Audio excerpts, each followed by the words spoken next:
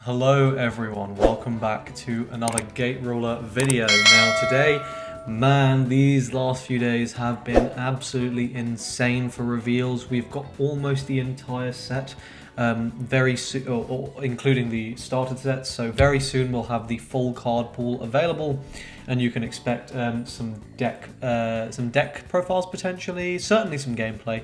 I plan to do a good amount of testing this weekend, but for now, I want to talk about the absolutely ridiculous stack of cards we got yesterday, yeah, just because they're very exciting. We've got now, obviously, for those of you who don't know, I'm an official influencer, so I've known about a lot of these for a while, and let me tell you, it has been pure pain keeping them to myself whenever stuff has come up in discussion, and I've just been sitting there like, I kind of know, and I've just got to keep my mouth shut. But thankfully, I no longer have to do that. So let's go ahead and get started. Enough of the rambling.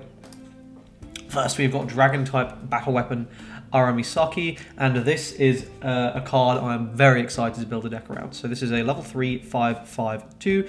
The first passive, damage dealt to you becomes 1. This is very relevant. Being able to completely shut down any high strike units at all, forcing them to go for this can be very annoying, and this also has some additional synergy with Haunting, where that will actually only deal you 1 damage, which sort of goes a fair way to mitigating the downside. But certainly a very, very powerful effect there. And then the second is this magical core cannons. This is normal. It is a bit of a shame that it's a normal timing, normal speed ability. This means you're going to use it during your main phase. It's not immediate, but that's fine. You choose an event from your field and put it in the cemetery, and choose 1 enemy unit and deal 4 damage to it. Do not sleep on how much damage 4 is. Anyone who's seen my stream highlights video, which I recommend you go watch, it was very fun. Every time I flipped over a monkey, that was a big deal. So Hellbomb is scary, and you don't want to sleep on that much damage. Overall, this is a very powerful card. The fact that it doesn't have counter is definitely a bonus, because this is not going to be eating into your counter restrictions. It has become very, very clear that counter is a form of restriction. I think, it's a very smart form of restriction. Like Micro Brain, Legend is the real restriction. No. Galaxy Brain, counter is the real restriction. But anyway, yeah, this is very powerful, and I expect to see full decks built around it as I intend to do. Okay, next we've got Solar System Backpacker. I think it's possible I talked about this card already, but anyway. So this effect is normal. Destroy 1 card in your field. Normal summon this from your damage zone. You take 1 damage. So this is a very powerful effect. What you want to consider here is you're getting a 4/4/1. So those are good stats, and you are potentially healing. Because if you check a counter, then you did essentially heal, and especially if that counter is like play this card or something, that can be a huge tempo swing. But the other thing to keep in mind is that you can sort of force that to occur if you are using cards with Scry. There are 2 that come to mind. There's Levin, and then there's the Deer. From Zoo Force, both in Atlas. So Wonder vs. Atlas, this was a concept I was already playing around with. I'm talking about for a little while. Control Wonder vs. Atlas. This is a card that feels like it would probably slot into that relatively nicely. The downside, of course, this effect is it is a normal summon. It is taking up part of your summon cap. Not always the biggest deal. But yeah, it can be. Also worth saying, this is a nice target for Schrodinger's cat to swap, so you can, I mean, this is essentially just increasing your chances to heal. It's just a generally pretty useful card, but I wouldn't max it or anything. Alright, next we've got our first new legendary here, Captain Omega. So it actually says Captain Omega, which one potential translation that would be oh my god. But anyway, this is a very, very boring card, but it's very powerful. Counter, use the overdrive, choose an enemy unit, pop it. and you're getting a 5/5/3 body on that. The level is pretty much irrelevant, really, because you're probably using it in Apprentice, and you're not going to be paying the cost for that. This is totally useless in Knight. I mean, you know, unless you're relying on counter checking and lol. Yeah, this is a powerful card. Popping anything is really, really strong, and getting 3 strike on top of that is really good. 5/5 is beefy, not the easiest card in the world to remove.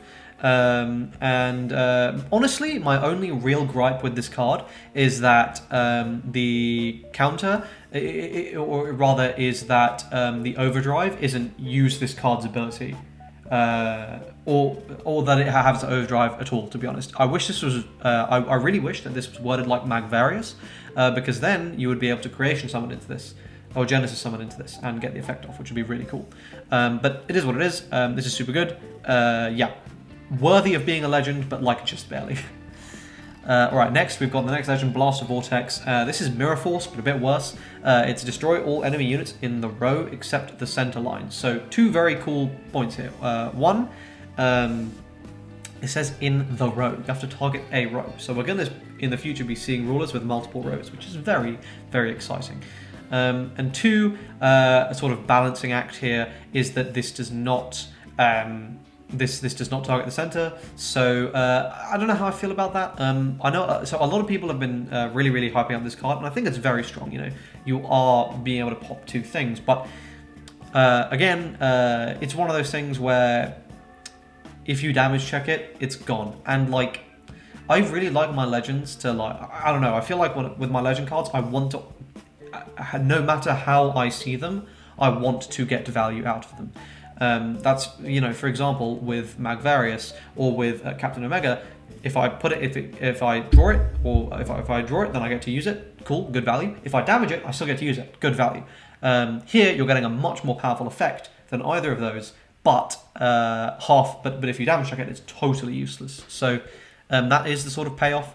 It is very strong though, and I think that's the, you know, there's no debating there just how good this card is. Okay, next. The next legendary here, and this is probably the strongest besides Magvarius, debatably. It's pretty, I'm not 100% sure. This is Captain Liberty. So this is a level 2 5/4/2, so very solid stats. And the effect is banish 3 cards with counter from your cemetery, special summon this from your hand or cemetery, and it has defender. This is very, very strong. Basically, the only risk with this card is obviously if you damage check it, which is why I think it slots so perfectly into this Wonderverse Atlas Zoo Force list I'm thinking of, because you have Schrodinger's cat to either swap it into your drop zone or to just hard play it if you want to do that. So yeah, I think yeah, this does still suffer from that problem I talked about before, but I really want all my I really want my my legends to do something, no matter how I see them. But I think that this is there is more. There are ways for this to still be used in some decks, even if you damage check it. And worth saying, you're going to be able to use this multiple times per game. This is not a normal summon either. This is a special summon, so you can, and it doesn't pay cost. You literally just get a free 5/4/2 body. It's so strong. Yeah, I'm a massive fan of this card. Okay, next we've got another incredible card, which I've been waiting to talk about for a very long time. This is Marriage of Gold Rings Paula. So the touchdown is discard 1 and draw 1, and it has the exact same Genesis summon as Shiori. This is incredibly powerful. It's giving any deck filter is usually quite good. Like a discard draw is really nice, just for filtering out dead cards from your hand, but also highly synergistic with the Abyss summon deck, which is what I've been saying for a very long time now. Very long time, like a week, but it feels like a long time. That Genesis and Abyss really do feel like they should be played together. They are stronger when combined. Like Phantom Knights, Burning Abyss, they're cool. PK Fire, that's pretty cool. That's better. So yep, same kind of deal. It's very, very strong. Yeah, and it's worth saying. I really like the fact that all of the Abyss Summoners are wizards. So if you don't have a great Abyss Summon target in your drop zone, then you can just slam down your Abyss Summoner, slam down Paula, and just go, okay, Genesis Summon. Make my Magvarius or something, and sick. Yeah, really good. Then we've got Sky King Aris, and this is a potential creation summon target, and I think it's really, really good. Genesis Summon, I'm gonna, when this is Genesis summoned, you heal 1, which is really nice. Big fan of this, very easy to make, is another thing, very, very, very easy to make. And it has Defender. On a 4/4/2, just really, really good. Even if you draw this, it's a 4/4/2 Defender for 2, which is not bad at all. You know, like that's not bad. So yeah, I'm a big fan. Next, Midas G. Goldberg, the absolute Chad himself. I am elated that we finally have this card. This is a Darkness 3/4/1, level 1, so not bad stats at all. And its effect is whenever you successfully perform an Abyss Summon, you heal 1. Come on, lads. This is good. This is good.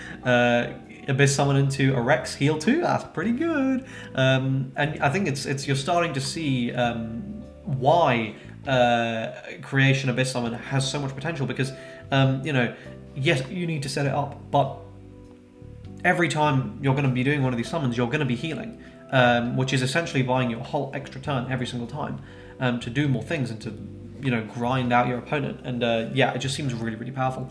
Yeah, big fan, big fan of this card. If this doesn't come in Uber Rare, I'm gonna be really, really annoyed. Okay, next we've got Space Criminal Organization Crime Lords. This is another phenomenally powerful card. So counter should choose one of your level 1 or lower crime lords from your cemetery and special summon it, so that's a good counter. And the effect is look at the top 4 cards of your deck, choose up to 1 crime lord from among them, and drive it. So 2 things about this card. The first is if you run this, so this only drives the card, right? That means that if your ruler has to pay costs, you must still pay the cost for that card you drive. However, what you could do, if for example you're playing this in Night, is use it, look at the top 4 cards of your deck, see a card, drive it, use the overdrive effect, and then not play it because you don't have the energy to pay the cost, for example. That is a legal play, but seems pretty bad. This is much better in Apprentice and Highlander, where this is potentially very, very strong. Just giving you extra, extra dig to really see to get more value, to essentially like reduce the variance of your deck, which really is the name of the game with Apprentice. It's make sure everything you play is on average as high value as possible. So this is going to help that a lot. Next we've got Horrorcore Object Elm of X Street. The effect here is Retaliate on a 3/5/2. This is a solid statted body, not bad at all, but it's a crime lord, so it may see play just because of that tag, but Your Mansion Front and Volnar allied troop. This is just a boy. He's a 1/5/1, just a beefy boy. You might want to slap in the center. Nothing too special outside of his traits, I suppose. Okay, Atlas Normandy. I know how to pronounce that word. I live in the UK anyway. This is a really powerful card. So level 2 event. Choose 1 level 2 or lower military card in your damage zone and add it to your hand. So this heals, and it's letting you choose it for something from your damage zone. Military is on pretty much every Atlas card, so it's a lot of stuff. This is really good and worth saying. Captain Liberty is military, so if you were to damage check Captain Liberty, well, not the end of the world. You can Normandy exercise to get him right back out, and then special summon him for free. So essentially, you're not even losing value. Yeah, I think this is a powerful card. Now, how much play will it see? Up in the air. Really need to do some testing, but I am a fan. Next, we've got Dimensional Navigator Ship Arcs. This is counter. This has counter to play this, and the effect is choose 1 level 1 or lower military unit in your cemetery and add it to your hand. I'm really iffy on this card. I really think I need to try it out, see how it plays in Zoo. I think is where it's going to see the best play at the moment. I don't think this is really going to be that good in mixed summon. I think there's potential here. My worry is there is so much competition for counter space already that this might just be pushed out purely because of that.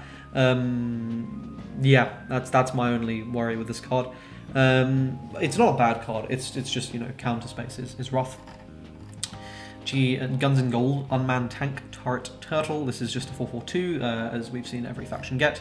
Level 0241. This is Owl Apparition Darkness. Relevant typings there.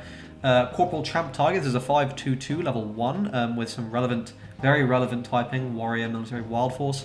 This could be good. 5/2/2 is not bad, but 2 is really leaving it vulnerable to a lot of stuff. So again, we'll have to test that out.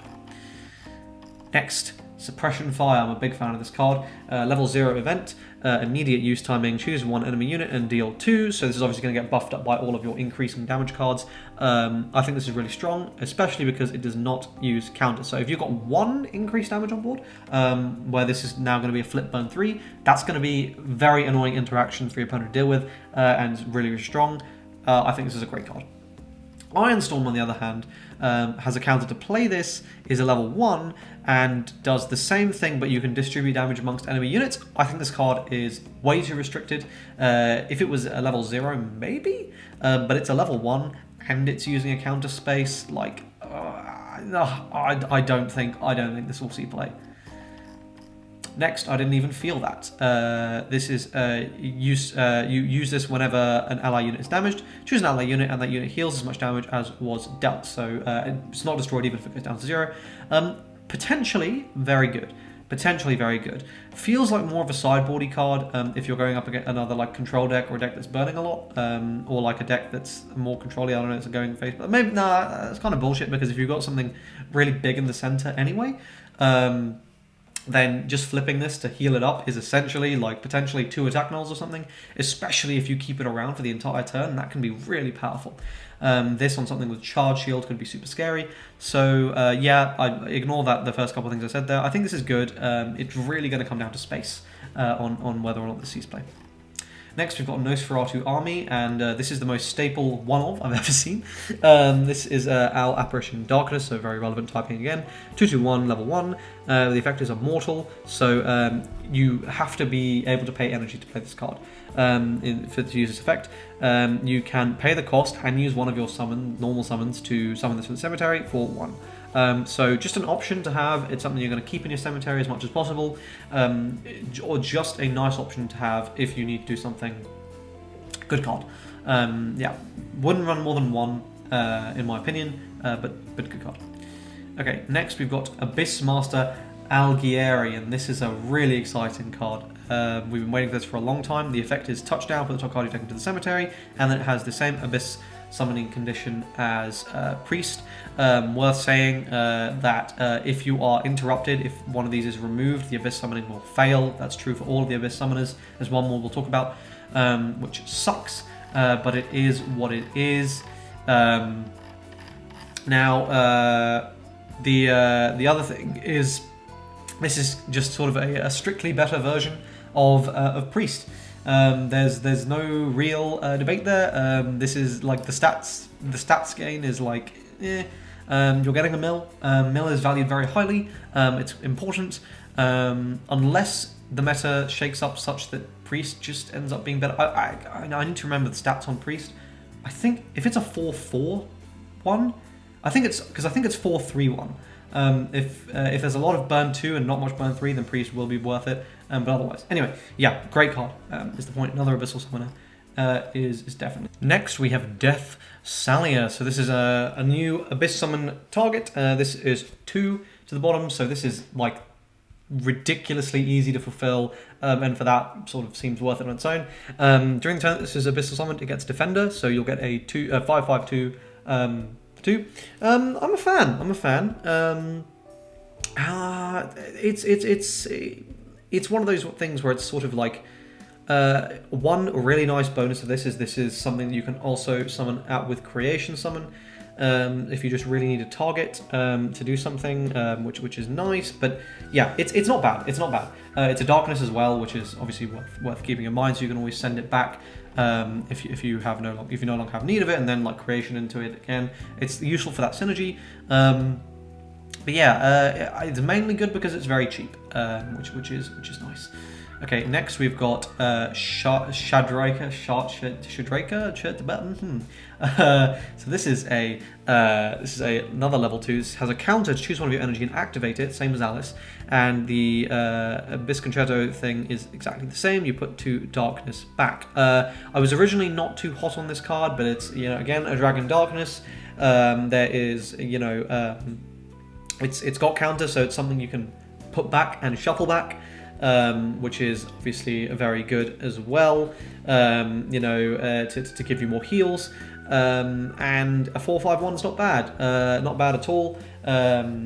Still something quite beefy. You can chill within the defensive zone. It's a reasonably good counter. So yeah, I think this is good. One of these will definitely see play, at least potentially both, in your deck. Okay, next we've got unusually talented Johann. This is another Abyss Summoner, but this does not have Darkness. It only has Wizard, which is sort of the nerf to this, because you're getting a level 1 Abyss Summoner, which is obviously very strong. So the trade-off is you can't send this back, but it's also level 1, so who cares? Yeah, this is just level 1 Abyss Summoner. It's very strong. It's very strong. I mean, it seems super good. Nothing much more to say. Next, we've got Interdimensional War, and I'm a massive fan of this card. This is so good. So this is a field spell, level 1. Counter is to put this into your field zone. No restriction on how many of them you can have there, and that's because when you successfully Genesis Summon or Abyss Summon, destroy it, heal 1. Lads, this seems like a 3 of. Maybe not 4 of, but it's so good. It's essentially a counter that's healing you 2. You're being rewarded just for doing what your deck does anyway, and it's giving you the potential to swing back super hard. Yeah, so good. I'm a massive fan. This turns like Rex into a heal 3. I'm just very happy with this card, and the artwork is phenomenal. Okay, next we've got a vanilla. This is just a vanilla. Who cares? Then we've got Zap, another card I've been waiting to talk about for a long time. Okay, by the way, on the vanilla, it's a good card. Vanillas are strong. That will probably see play. So this is probably the best removal tool in the game at the moment, and another very big reason why I wanted to run Wonderverse Atlas Control. Goodbye Buster Arm, I don't want you anymore. I want Zap, because this is 6, but you can distribute it amongst the enemy units, so you can buff this to 7, 8, potentially a board wipe counter. That is so devastating to the opponent, and it can potentially just swing the game then and there. Very powerful card. Very powerful card. Super strong. Then we've got a couple of vanillas here. Again, who cares? And Blaster Cannon, which is level 1 Wonderverse event. It has military trait, counter is to play this and either burn one to the opponent or choose one enemy unit and deal 2 damage to it. So I prefer this to Photon Torpedo if you are purely looking at the burn, and you were going to run this in a cost-paying deck because it's level 1. Potentially you can have 8 burn counters, which is could be very scary. Potentially looking at a burn deck off of that, which could be cool.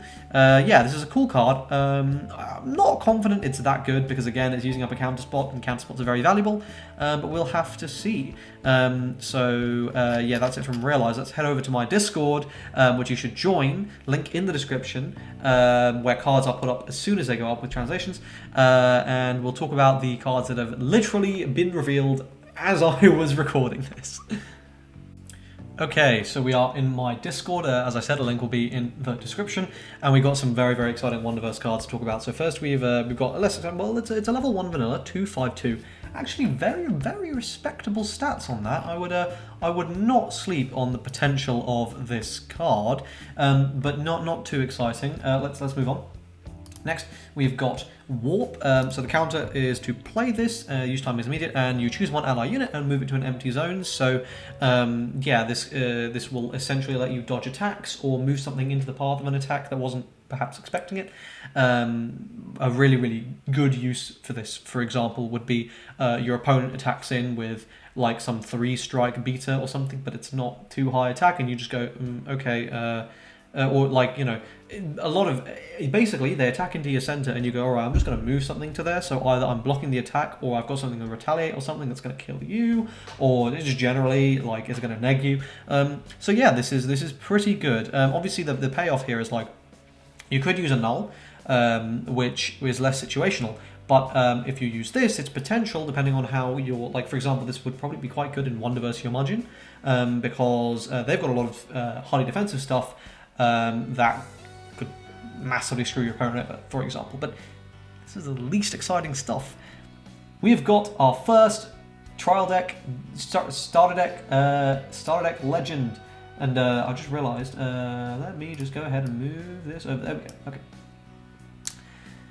Space Ninja Ginga. Ginga? Ginger? Ginga. Whatever. This is a Crime Naut, Ninja, and Robot. So Robot and Crime Naut are relevant typings. The Overdrive is Cosmic Slash. You choose one of your opponent's set cards and destroy it. If Space Arthur was destroyed with this effect, deal 3 damage to your opponent. This is one of the most sideboard cards I've ever read in my entire life. Yes, it's good. I'll make that clear. Yes, it's good. Being able to just delete a set can be really, really powerful. Especially on Overdrive, which means that like if you have no board, you do it at the start of your opponent's turn, you look at it, you just go, okay, reveal, use Overdrive to pop your set. If it's like a board wipe or something, you can't even use it.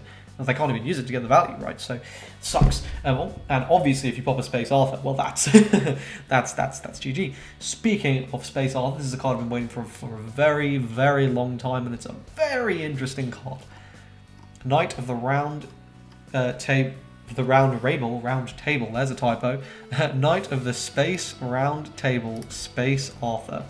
This is Galaxy Heritage Hero Robot, so Robot not relevant type in there. Counter, if your life is 2 or less, you may set this card. So that counter is pretty, probably not happening. This card can either be normal summoned or set. And the effect, Final Guardian. Once per game, when your life becomes 0, you may normal summon this card from the set zone. If you do, gain 1 life and end the turn. So presumably by gain 1 life, it means heal 1. Or not. Well, maybe it just means increase your life cap. It's possible too, and double attack on a 6/4/0. This is very interesting because this basically means only Knight can use this at the moment, which basically means that, as I've been talking about this whole video, my little Wonderverse Zoo control just got a ridiculous tool in Space Arthur. This is a game swinging card. You have to keep your energy open for it. You have to keep 3 energy open for it. Your opponent will know this is coming. They will have to know this is coming. And if they don't have set removal, there won't be anything they can do about it. But, you're going to be able to just go, all right, play my Arthur, end your turn, go into my turn, untap 2, do something, build a board. You've got a double attacking 6 attack unit, which means it's probably going to be able to clear your opponent's center. And you're going to try and win the game from there. Very scary, very powerful. I'm a massive fan of this card. I can't wait to use it. It's really good. We also got a little support card here, Double Excalibur. So this counter plays this, choose one enemy unit and deal 4 damage to it. So as I've said, dealing 4, don't sleep on the power of that on level 2, that's good. But if you have Space Arthur, you pop it instead, which makes this significantly above the usual value. Of course, then you would have to have a Space Arthur, and that's probably not happening very often. But yeah, potential in this card. We'll have to test it out, how good it is. But I'd rather be playing stuff like Zap Zap Zap for that counter, which feels more valuable. So we will have to see. The final card for this video is going to be Flame Geyser. This is the counter is to play this, and you choose 1 level 1 or lower enemy unit and destroy it. So this feels like a card that right now is pretty garbage.